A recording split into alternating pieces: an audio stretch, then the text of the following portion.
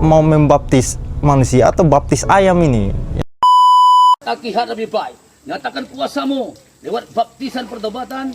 Hamba melakukan Bapa dalam nama Yesus, tapi engkau baptis anak ini dengan Roh Kudus api. Di dalam Bapa, Anak, Roh Kudus dalam nama Tuhan Yesus. Oke, dalam nama Yesus.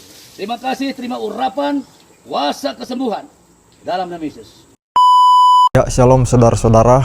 Memang akhir zaman ini ada begitu banyak hal-hal yang tidak masuk akal yang terjadi. Ya, begitulah akibatnya kalau orang yang tidak belajar dengan sungguh-sungguh dan dia menjadi pemimpin jemaat atau menjadi pengajar, ya. Dan secara tidak sadar apa yang dilakukan oleh yang katanya pendeta satu itu tadi, itu secara tidak sadar dia telah mempermalukan kekristenan, ya, telah merusak nama baik kekristenan di hadapan orang-orang luar, dan itu adalah satu hal yang memalukan. Tetapi saya sebagai orang Kristen, saya berani dengan tegas mengatakan bahwa sebenarnya mereka itu bukan orang Kristen sejati, ya, bukan orang Kristen sejati. Apa yang mereka lakukan itu tidak sesuai dengan apa yang diajarkan di dalam kekristenan atau di dalam kitab suci.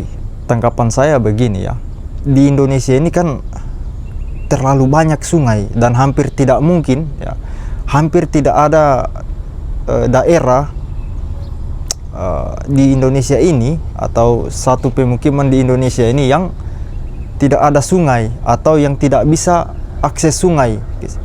Karena saya melihat di setiap pemukiman yang ada di seluruh Indonesia ini pasti ada airnya, ada sungainya. Kenapa lebih pilih derom bekas itu seperti orang celup ayam sebelum dimasak itu, ya. Ini mau membaptis manusia atau baptis ayam ini, ya. Masa dicelup di dalam derom seperti itu, ya. Banyak sungai, kenapa tidak gunakan sungai yang lebih masuk akal itu? Jadi saya secara pribadi itu tidak mempermasalahkan soal mana yang benar, ya, dibaptis dengan cara dipersik atau dengan cara selam. Nah, kalau itu menurut saya tidak usah kita perdebatkan, ya, seperti anak-anak kecil. Cuman yang menjadi masalah di sini adalah kenapa dibaptis di dalam tong itu.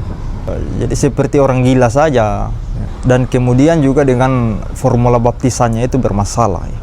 Tadi pendeta itu menyebutkan Bapa dalam nama Yesus. Jadi seakan-akan Bapa itu adalah nama Bapa itu adalah Yesus, padahal di dalam kekristenan Allah itu tidak seperti itu, ya. Tidak hanya memiliki satu pribadi. Kemudian juga dia katakan dalam nama Bapa, Anak, dan Roh Kudus dalam nama Yesus. Nah, ini lebih ke teologi Oneness Pentakostalisme itu, dan itu sudah dikutuk oleh gereja, ya. Artinya apa, ya? Ternyata di zaman sekarang di mana teknologi sudah berkembang, di mana pendidikan bisa kita akses dengan mudah dan gratis, itu masih ada juga orang-orang yang bodoh yang memperhambakan dirinya di dalam kebodohan semacam itu, ya. Seharusnya kan agama, terutama kekristenan, ya, karena kita adalah orang Kristen, itu seharusnya membuat orang itu semakin berhikmat, semakin bijaksana, semakin pandai. Tapi kalau ada orang-orang yang bertingkah bodoh, ya, yang bertingkah memalukan seperti itu, maka sudah jelas itu bukan Kristen. Kekristenan tidak pernah mengajarkan hal-hal seperti itu. Jadi tanggapan dari saya seperti ini.